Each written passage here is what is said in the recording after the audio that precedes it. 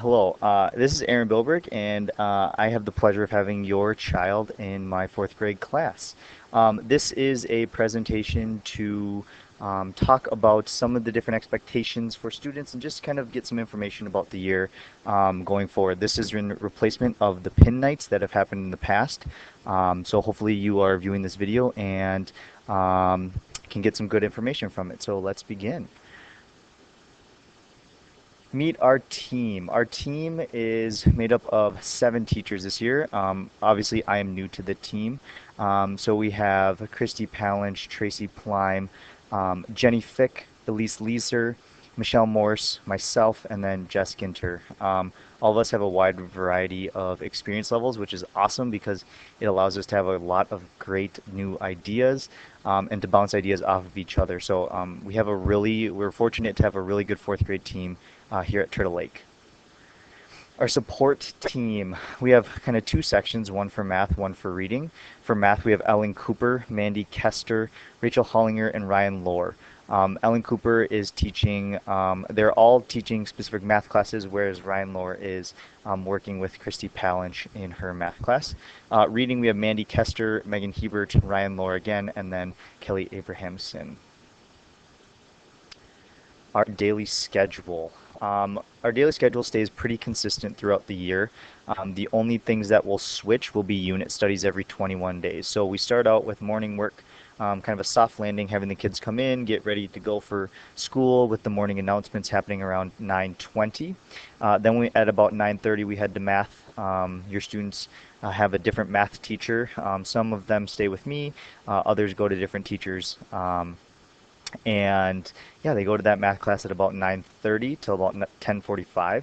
Then in unit studies, right now the students are with me the first 21 days, but after this in October, they will be switching to a different room. So each fourth grade teacher teaches a different unit studies. So we have 2 science classes, a rock and a water.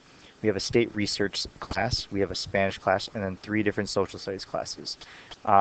So each of your fourth grade students, or each of the fourth grade students will have each fourth grade teacher at some point in the year, which is kind of cool. So not only is it cool for teachers because we get to know each student in fourth grade, but also it's a great experience for your child as well. Then we go to specialists. If you don't have the specialist schedule, please contact me. I sent that out in an email earlier on this year, and so if you did not get that, please let me know. When we come back from specials, we do read aloud. Then we go to lunch and recess. We'll come back for the literacy block after lunch and recess. We start with writing right away, and then we get into reading to end the day. And then at the end of the day, we head out. Your planners. So the students are receiving planners, and hopefully you've seen those at home. And our expectations for that are the students are responsible for bringing their planners to every single subject area. That becomes very important when we switch for math and unit studies because like the second bullet point says, the students will not actually be writing assignments necessarily, but they'll be writing what they learned during those subject areas. So it's very important that they bring those to each subject area. At the bottom for you as parents, you may write notes in the bottom square to me, and I really want this to be a communication tool. So please make sure that you're checking your child's planner daily for different notes about upcoming dates and things of that nature. Homework. This year, I will not be necessarily assigning specific homework. I would encourage each student to read at least 20 minutes per night, and we'll talk about that after our reading slides and the value of that. But if your student is coming home with some sort of work, whether that be writing or math or something like that, depending on what happened, the student, if they're not using their time wisely in class, they will need to make up that time, that work at a different time. So that might be during Friday Fun, that might be during a buddy classroom, and it could end up being homework. So just if you see a student coming home with specific homework, you know that they were not using their class time wisely. Our behavior expectations. We have 3 basic ones here at Turtle Lake: be respectful, be responsible, and be safe. When we're talking about consequences, things that I do are I just have them take a break. Uh, I don't expect your student or your child to be on their best behavior every single second of the day. We're all humans, they're learning, and so to be able to self-regulate and know when to take a break, that's a huge thing. Some other consequences that if these behaviors continue to happen are loss of privileges with the buddy classrooms. We have a buddy classroom. We're with Mrs. Hoffmeister's first grade class, and it's really important that they are good role models. And if they can't handle, if your student or your child is showing me that they can't handle being that positive role model, then we're going to have to take a step back and we're going to have to teach, or and I will teach the proper ways to be that role model. Also, you might be receiving a little post-it note in their assignment books that I might want to have you sign to make sure that you read it about different things that have happened throughout the day, maybe an email home, or if it gets to the point, which I don't like to do, but it's the last resort, is a loss of Friday fun if those behaviors continue to happen throughout the week. Um, at the end of the day, we always rate our day as a class. And so I always have them rate on a scale of 1 to 10 how they think the day went. And I've even had them rate themselves and their own behavior just to reflect and take a quick minute to reflect on what they feel they can do better and what they feel they did awesome that day. And I always have share outs of um, different examples of things that students did really well during the day, but also areas and opportunities of growth as well.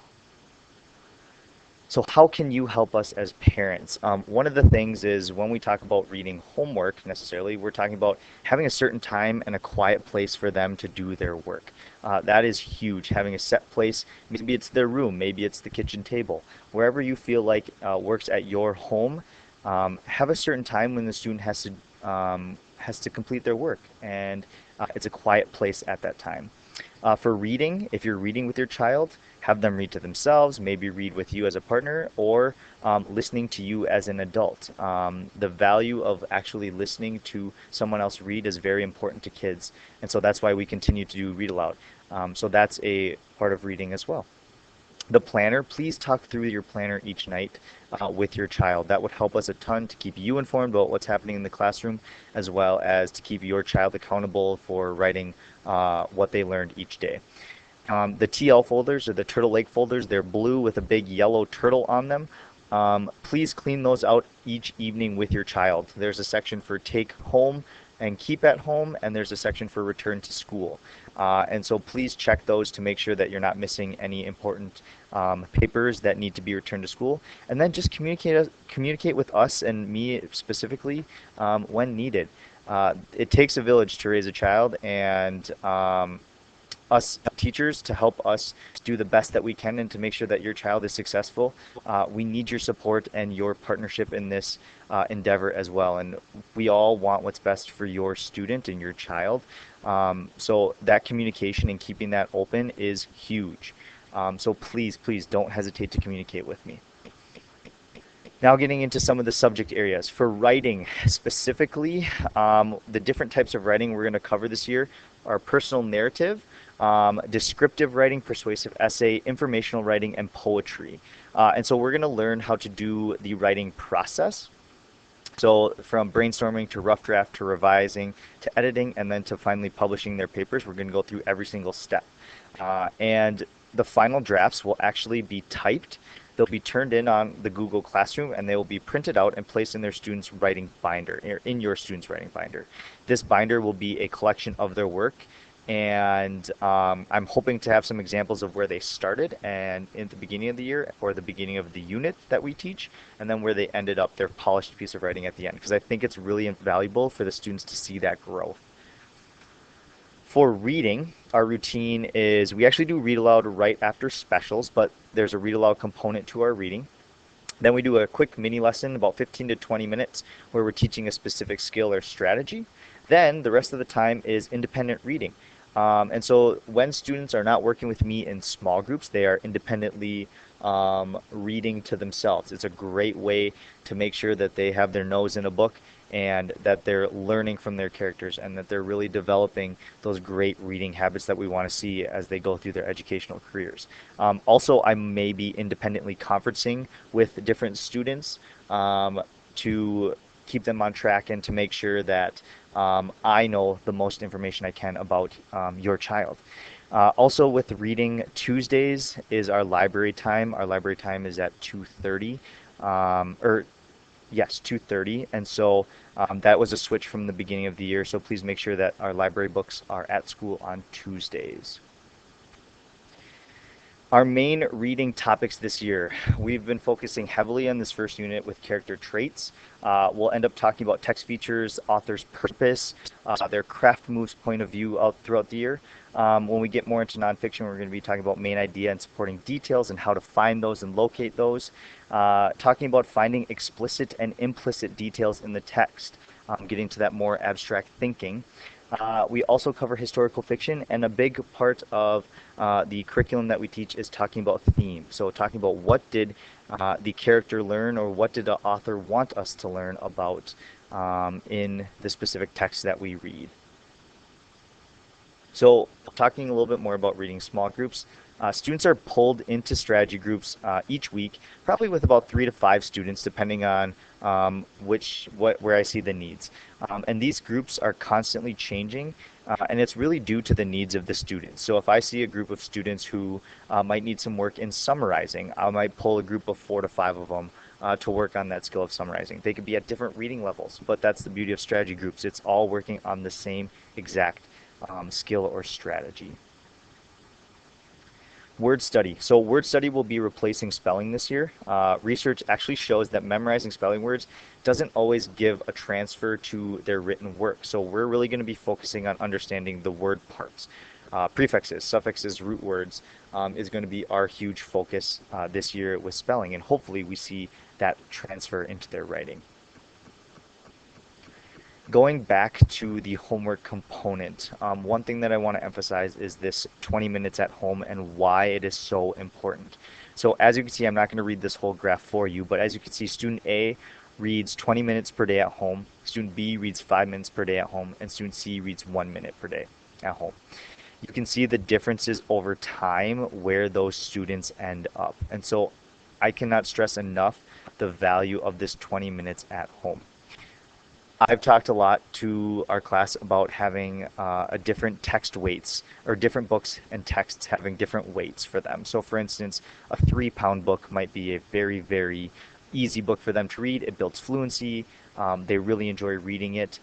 Those are types of books that they can read at home.